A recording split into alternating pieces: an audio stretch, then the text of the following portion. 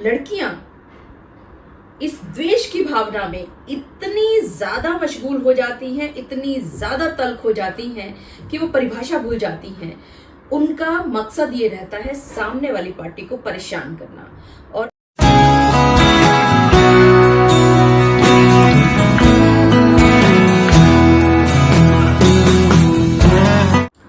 अगर आप एक लड़की हो, आपका और आपके पति के बीच में किसी भी चीज को लेकर के वाद विवाद चल रहा है, संबंध अच्छे नहीं चल रहे हैं, खटास आ चुकी है, तो एक हथियार जो आप सबसे पहले यूज करना चाहती हो वो है 498A।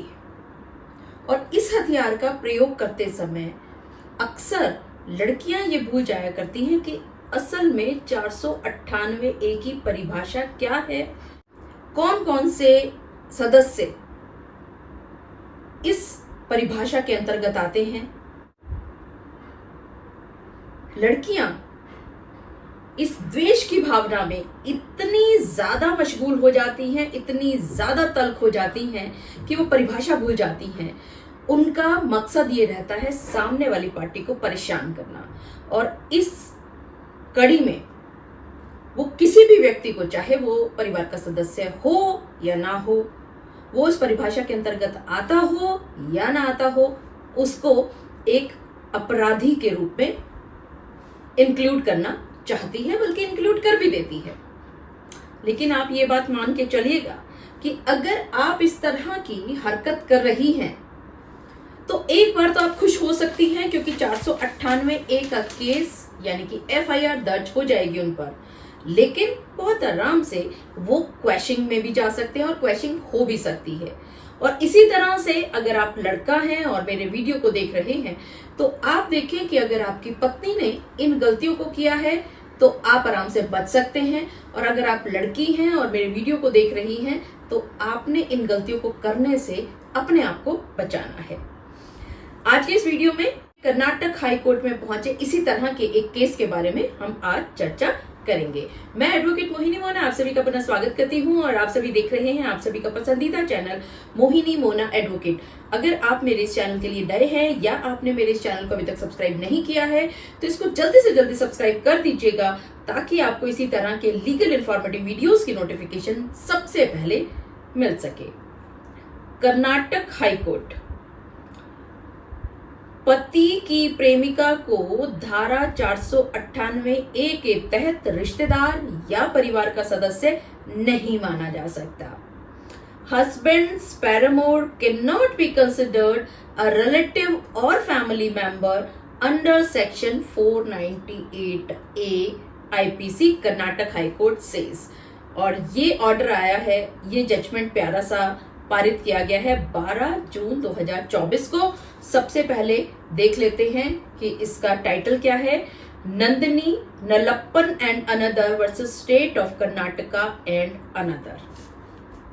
आइए देखते हैं और समझते हैं कि क्या है ये केस। आइए पहले चलते हैं बैकग्राउंड में कि होता क्या है। ये जो पत्नी है, इनकी और पति की शादी होती है 7 फरवरी 2022 में। लेकिन इनके शादी के बाद थोड़े से संबंध अच्छे नहीं चलते, इनके संबंधों में खटास आ जाती है, जिसके परिणाम स्वरूप ये FIR दर्ज की जाती है, जिस FIR को क्वैश कराने के लिए ये नंदिनी नलप्पन एंड अनदर पहुंचे हैं कर्नाटक हाई कोर्ट में।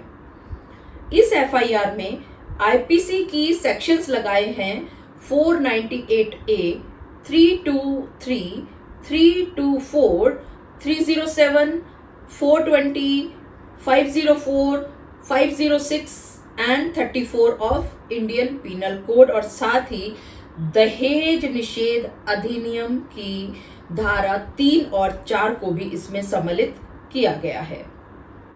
इस कंप्लेंट में अक्यूज नंबर 1 से लेकर के 3 तक और अक्यूज नंबर 5 से लेकर के 8 तक जितने भी मेंबर्स थे, जितने भी लोग थे, वो सभी फैमिली मेंबर्स थे। चाहे वो मदर इन लॉ हो, चाहे वो फादर इन लॉ हो, चाहे वो हस्बैंड हो, यानी व्हाटएवर, किसी भी कैपेसिटी में हो, बट वो फैमिली मेंबर्स थे। लेकिन अक्यूज नंबर 4 जो कि पैरामोर है, जो कि प्रेमिका है इस पति की, उनको जानबूझ करके इन्होंने फंसाया था पत्नी ने 498A में। और बहुत ही हैरानी वाली बात है, अक्यूज नंबर जो 9 है वो अक्यूज नंबर 4 की मदर है, यानी कि प्रेमिका की माता जी हैं। तो 2 लोग हैं जो कि फैमिली मेंबर नहीं है, प्रेमिका और प्रेमिका की मदर। खैर, यहाँ पर कानूनी मुद्दा जो आया था कर्नाटक हाईकोर्ट के सामने वो ये था कि क्या पति की प्रेमिका को आईपीसी की धारा 498A के तहत रिश्तेदार या परिवार का सदस्य माना जा सकता है। यहां पर जो अपीलेंट्स थे उन्होंने तर्क दिया था कि जो भी शिकायत दर्ज की है इस लेडी ने, उस शिकायत में उन दोनों के खिलाफ कोई भी ठोस उल्लेख नहीं है, और अगर कोई भी ठोस बात उनके अगेंस्ट कही ही नहीं गई है, और ये भी देखने वाली बात है कि वो दोनों की दोनों ना तो फैमिली मेंबर हैं और ना ही रिलेटिव हैं, तो उन दोनों को 498A के तहत जो अपराधी बना करके जो ये एफआईआर दर्ज की है वो बिल्कुल गलत की गई है। यहाँ पर हाईकोर्ट ने कहा कि सबसे पहले तो 498A की परिभाषा को एक बार फिर से पढ़ लेते हैं। 498A देखिए क्या कहता है। Whoever, कोई भी, being the husband or the relative of the husband of a woman, कोई भी व्यक्ति जो कि या तो पति है या पति का रिश्तेदार है किसी भी औरत का, subject such women to cruelty shall be punished with imprisonment for a term which may extend to 3 years and shall also be liable to fine। अगर 498A के तहत किसी व्यक्ति को घसीटा जा रहा है तो वो व्यक्ति या तो उस लड़की का जो कि कंप्लेंट लिखवा रही है उसका पति होना चाहिए, या उसके पति का कोई फैमिली मेंबर या रिश्तेदार होना चाहिए। तो ये 2 चीजें हैं जो बहुत महत्वपूर्ण हैं, या तो वो फैमिली मेंबर हो या वो रिश्तेदार हो। लेकिन यहाँ पर ये जो 2 लोग थे कि पति की प्रेमिका और पति की प्रेमिका की मदर, तो क्या ये फैमिली मेंबर्स माने जा सकते हैं?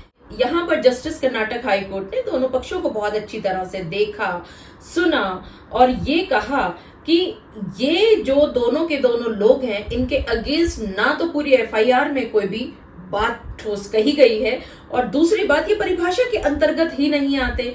अगर ये परिभाषा के अंतर्गत कहीं पर भी फिट नहीं होते तो इन दोनों को आईपीसी की धारा 498A के तहत रिश्तेदार या परिवार का सदस्य नहीं माना जा सकता, और इसीलिए इस धारा के तहत आरोप इन पर नहीं लगाए जा सकते।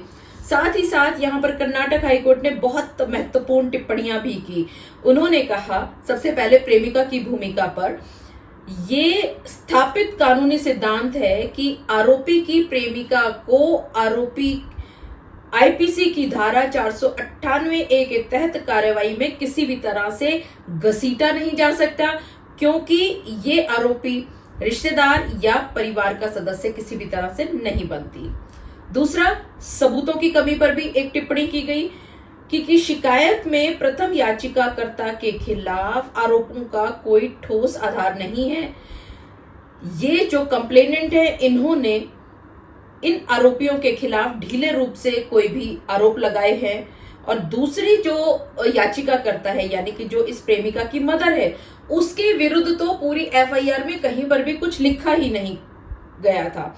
और साथ ही कर्नाटक हाईकोर्ट ने एक और महत्वपूर्ण टिप्पणी की कि अगर इस केस में एफआईआर में आगे कार्रवाई करने की अनुमति दे जाती है तो ये abuse of process of law होगा, कानून की प्रक्रिया का दुरुपयोग बन जाएगा।